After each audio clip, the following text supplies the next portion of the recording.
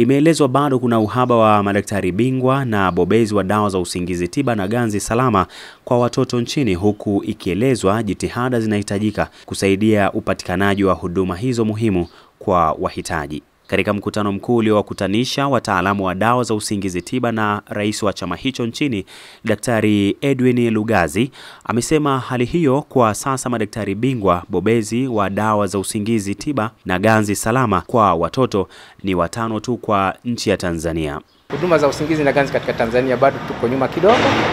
Serikali imejitahidi, imetuwekea vifaa, theater zipo, mashine za kutoa dawa za usingizi zipo, monitor zipo, dawa zinapatikana. Bado tuna changamoto kwenye idadi ya watu wa huduma. Nchi kama nchi, madaktari bingwa dawa za usingizi hatuzidi 100 kwa population au kwa idadi ya watu ambao ni kama milioni 60 na kwenda juu. Itakiwa tuwe na watu kama 5 wanataaluma kwa kila watu 100,000. Sisi tuko 100, kwa maana yake tunatakiwa tu kama 2000, 1000 na kuendelea, kwa bado hatujafikia. Na ukija kwenye wanataaluma kutoa dawa za usingizi kwa watoto waliobobea, tunao 5 tu katika nchi. Watu 5 katika nchi. Kwa maana yake huduma hizi zinatolewa kwenye hospitali za kitaifa au hospitali za kanda.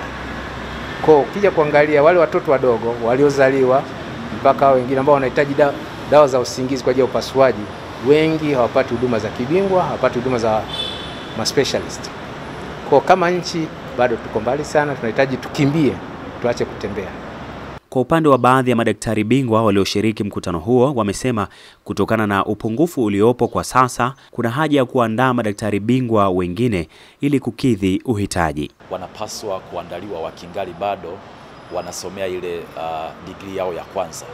Kwa hivyo kama madaktari wa dawa za usingizi na mabingwa bobezi pia, tunahakikisha kwamba wanafunzi wanaanza kuhudhuria katika department ambao ni idara zile zinazohusika na utoaji wa dawa za usingizi na ganzi mapema zaidi, na kujaribu kuwapa tunasema ile hamu na kuambia kwamba tatizo nchini ni kubwa. Tunahitaji watu wengi zaidi wakaweze kusomea udaktari bingwa wa kutoa dawa salama za usingizi na ganzi. Athari ni kubwa sana za upungufu wa madaktari wa kutoa dawa za usingizi, kwa sababu kada hii kidogo ina changamoto ya watoa huduma ni wachache, hasa kwa upande wa madaktari, lakini tunajitahidi kuongeza training kwa madaktari na wauguzi pia.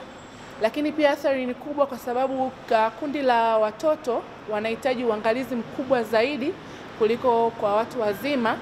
Kwa hiyo hii gap ambayo madaktari ni wachache, hasa ambao wanadeal na watoto, inapelekea kuwa na complications nyingi sana kwa watoto, na pia operation nyingi za watoto wakati mwingine zinashindwa kufanyika nchini.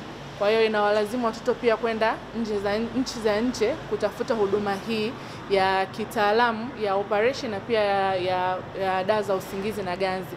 Kwa hiyo tunaendelea kutrain madaktari wengi zaidi ili waweze kutupa huduma hususan kwa watoto, na pia kuongeza wigo huu wa utaalamu wa kutoa dawa za usingizi kwa watoto. Mkutano mkuu wa kisayansi wa mwaka wa wataalamu wa dawa za usingizi tiba na ganzi salama kwa watoto unafanyika jijini Mwanza, ukihusisha wataalamu kutoka Tanzania na baadhi ya nchi za Afrika.